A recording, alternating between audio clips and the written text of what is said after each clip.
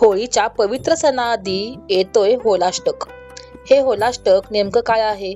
होलाष्टकाचा काळ हा अशुभ मानला गेलेला आहे। तर हा काळ अशुभ का आहे?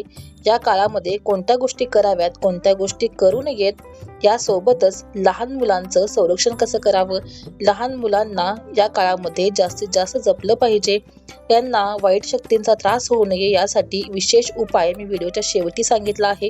तर तो उपाय कोणता आहे, या सर्व माहिती आपण आपल्या आजच्या या व्हिडिओमध्ये बघणार आहोत। त्यामुळे चॅनलला सबस्क्राईब केले नसेल तर सबस्क्राईब करा, व्हिडिओला एक लाईक करा, जेणेकरून हा व्हिडिओ तुमच्या सेव्ह बॉक्समध्ये सेव्ह होईल। चला तर व्हिडिओला सुरुवात करूयात।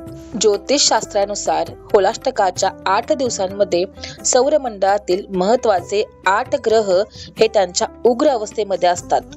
म्हणजेच अष्टमीला चंद्र, नवमीला सूर्य, दशमीला शनी, एकादशीला बुध, द्वादशीला गुरु बृहस्पती, त्रयोदशीला शुक्र, चतुर्दशीला मंगळ आणि पौर्णिमेला राहू यांचा प्रभाव नकारात्मक दिशेला असतो।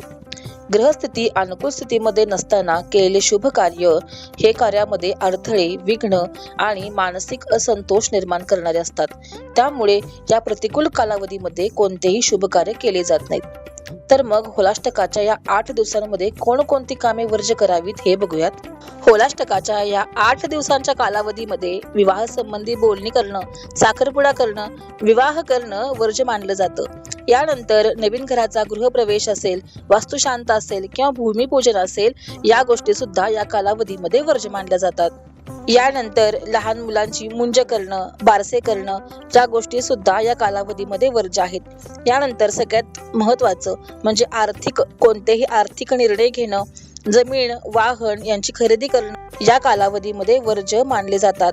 हा कालावधी अतिशय नाजूक आणि अस्थिर असल्यामुळे या कालावधीमध्ये कोणतेही महत्त्वाचे निर्णय घेणं टाळावं। होलाष्टक म्हणजे होळीच्या आधीचे 8 दिवस। फाल्गुन शुक्ल अष्टमी ते फाल्गुन पौर्णिमा हा कालावधी होलाष्टक असतो। तर हा होलाष्टक अत्यंत अशुभ मानला जातो। तर हा होलाष्टकाचा कालावधी अशुभ मानण्यामागे धार्मिक कथा आहे। तर भक्त प्रल्हादाची कथा यात सगळ्यात महत्त्वाची मानली जाते। असुर राजा हिरण्यकश्यपूने आपलाच मुलगा भक्त प्रल्हादाने विष्णूंची भक्ती सोडण्यासाठी घोर यातना दिल्या होत्या।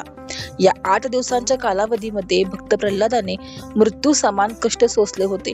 म्हणूनच या कालावधीला शोक आणि कष्ट यांचं प्रतीक मानलं जातं। पौर्णिमेच्या दिवशी होलिकाचा पराभव आणि प्रल्हादाचा विजयानंतरच वातावरण पुन्हा शुद्ध आणि मंगलमय झालं होतं। म्हणूनच हा कालावधी अत्यंत कठोर आणि उग्र मानला जातो। या कालावधीमध्ये कोणत्याच शुभ गोष्टी केल्या जात नाहीत। या होलाष्टकाच्या 8 दिवसांच्या कालावधीमध्ये नकारात्मक शक्ती त्यांच्या सर्वोच्च पातळीवरती असतात। त्यामुळेच आपले शत्रू जे कोणी असतील तर ते या कालावधीमध्येच जास्तीत जास्त काळ्या विद्येचे प्रयोग जे आहेत ते करत असतात। आणि याचमुळे आपल्या मुलांवरती या गोष्टींचा वाईट परिणाम होऊ नये यासाठी विशेष काळजी आपण या कालावधीमध्ये घेतली पाहिजे। तर यामध्ये सायंकाळी सूर्यास्तानंतर मुलांना घराच्या बाहेर पाठवायचं नाहीये। तरीही क्लासेससाठी किंवा शाळेच्या निमित्त त्यांना बाहेर जावं लागत असेल तर विशेष काळजी आपण पालकांनी मुलांची घेतली पाहिजे। तर यामध्ये रोज सायंकाळी देवघरामध्ये रामरक्षा, मारुती स्तोत्राचं वाचन, कालभैरवाष्टक आणि हनुमान चालीसा याचं वाचन अवश्य करावं।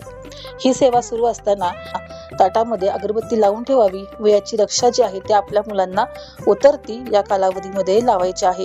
ही सेवा शक्यतो दररोज केली तर अतिउत्तम, पण शक्य नसेल तर होलाष्टकाच्या किमान या 8 दिवसामध्ये ही सेवा अवश्य करा।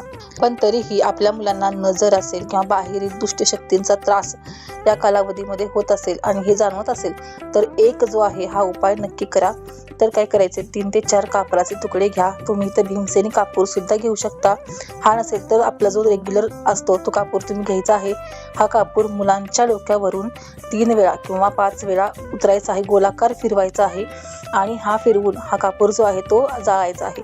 यामुळे मुलांना नजर लागली असेल किंवा वाईट शक्तींचा जर काही त्रास असेल तर तो सगळा या कापरासोबतच जळला जातो।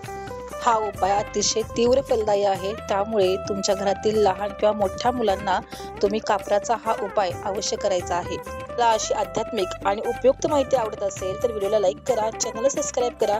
तुमचे प्रश्न असतील तर कमेंटमध्ये नक्की विचारा। धन्यवाद। श्री स्वामी समर्थ।